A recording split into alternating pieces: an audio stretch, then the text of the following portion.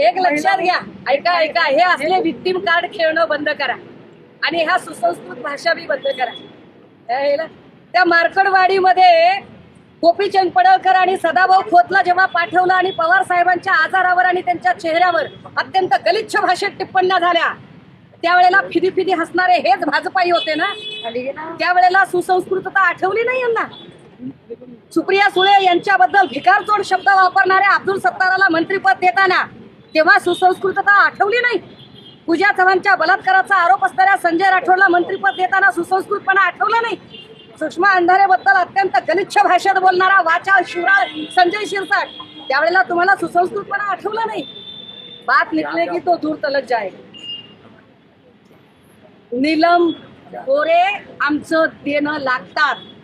कर्तृत्व नसताना अनेक लोकांची संधी अडवून नीलम गोरेंनी अनेक पदं उपभोगली.